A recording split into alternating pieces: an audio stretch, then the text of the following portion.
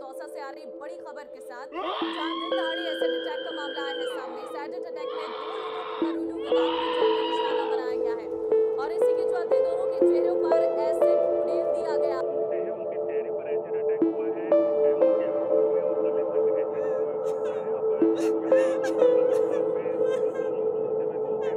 NCW ने मामले पर संज्ञान लिया है, मामले की जांच करेगी। एनसीडब्ल्यू की टीम पीड़िता से भी मिलेगी। एनसीडब्ल्यू की टीम, बड़ी खबर आपको बता रहे हैं, दिल्ली में एसिड अटैक मामले पर।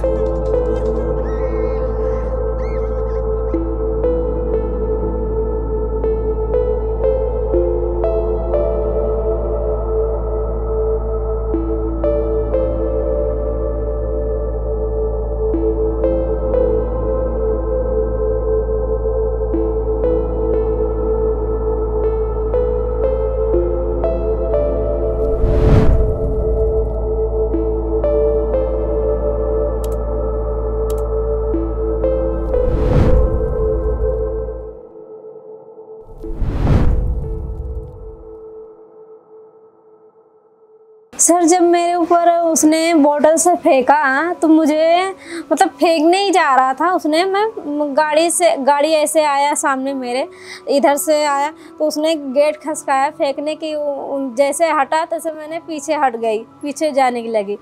वो गाड़ी से उतर के फिर फेंकने लगा मेरे ऊपर, फेंका तो मैं सोची शायद पानी फेंक रहा होगा। उस समय होली के समय आने वाला था तो मैं सोची शायद रंग फेंक रहा, तो मैं फिर भी भाग रही थी कि मैं सोची भीगूंगी नहीं, पानी से क्यों भीगूं।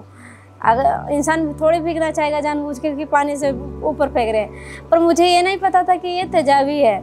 तो जब उसने डाला मेरे ऊपर, सर इतना बता नहीं सकती कितनी दर्द हुई। मैं तुरंत चिल्लाने लगी। दोबारा से जब फेंका तो मैं वहीं पर गिर गई। मेरी जो शॉल थी, शॉल पे गिरी तो वो पूरा गल गई, शॉल गल गई, वहीं पर गिर गई।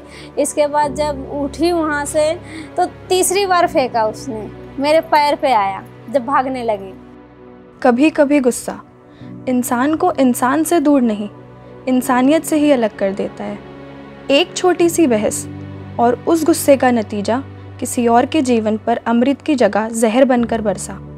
एक पल का गुस्सा एक जिंदगी बर्बाद कर गया। चेहरा जला, सपने जले, पर हिम्मत नहीं। मतलब मैं घर में सो रही थी और उन्होंने पीछे की दीवार को कूद कर आए और ग्लास में एसिड मतलब उसमें डाला और उसके बाद मेरे फेस पे फेंक कर और पीछे के दरवाजे से निकल गए। तो मैं मतलब चीखने लगी, चिल्लाने लगी। फिर मम्मी उठ के आई, भैया उठ के आए। उसके बाद मतलब देखा तो मम्मी बोल रही हैं कि तुम्हें लाइट तो नहीं पकड़ लिया।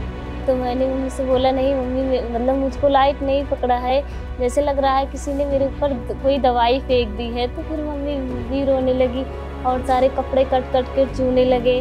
तो मतलब भैया को कुछ समझ में नहीं आया। तो भैया ने एक कपड़ा लिया और मतलब मेरे सारे बदन को पोंछ दिया क्योंकि कट कट के एकदम चू रहा था सर। तो मतलब ये समझ में किसी को नहीं आया कि ये चीज़ है क्या। ना कभी एसिड के बारे में देखा था, ना सुना था और ना कभी जानती थी कि मतलब ऐसा भी एक क्राइम होता है। कभी कभी हमारी गलती कुछ ना होके भी हमें सज़ा मिल जाती है। आखिर क्या कसूर था उस 5 साल की बच्ची का जो बनी इतने खौफनाक मंजर का शिकार। जब मेरे ऊपर अटैक हुआ था तो जो मेरे बगल में पापा थे, रीज़न ये था कि मम्मी और जो दूसरे पापा थे ना उनके ऊपर डालने आए थे। तो मैं उनके साथ लेटी हुई थी तो मेरे और पापा के बीच में मतलब उनको डल गया।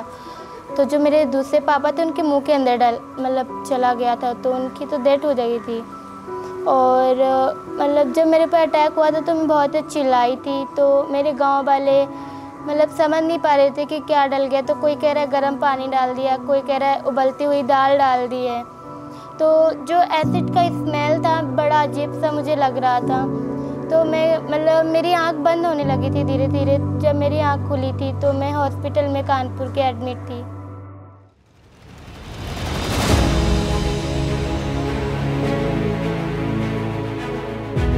ये शरोज़ हैंगआउट कैफ़े है। 2014 में शरोज़ हैंगआउट की शुरुआत आगरा से हुई थी और 2020 में नोएडा ब्रांच ने एक नए शहर में नई सोच को जगह दी।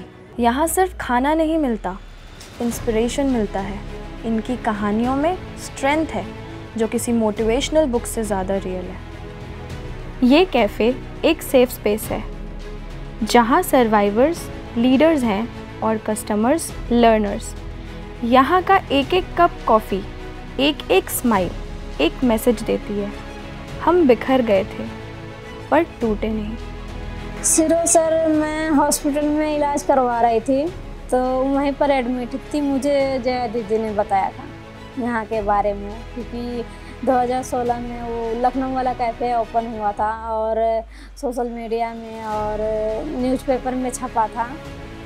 आलोक सर का फ़ोटो छपे थे और बताया था, उसमें सब लिखा था। तो जया दीदी ने पढ़ा था, उन्होंने बताया कि तुम्हारे लायक एक NGO खुला है, वहाँ पर पता करो। तो मुझे पता नहीं था NGO के बारे में, क्या होती है NGO। तो उनसे बोला आप पता करके देख लो। उस समय मेरे पास फ़ोन भी नहीं था कि मैं पता कर लूँ, और फ़ोन मुझे चलाने नहीं आती थी। गांव के लड़कियां कहाँ फ़ोन पाएंगी। कभी ले भी लेती थी किसी का तो मम्मी डांटती थी, पापा डांटते थे कि फ़ोन नहीं छूना किसी का।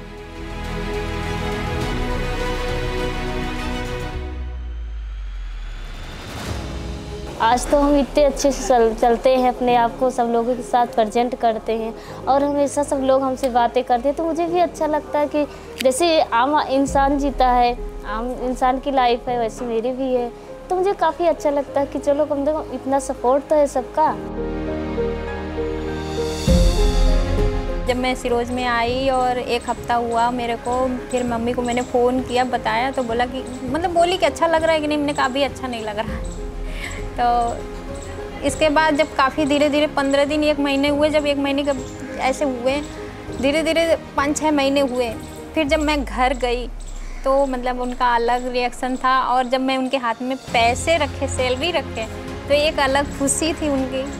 और बोली कि अब मुझे कोई दिक्कत नहीं है कि तुम कमा खा सकती हो। मुझे ये भरोसा हो गया कि तुम कुछ कर सकती हो।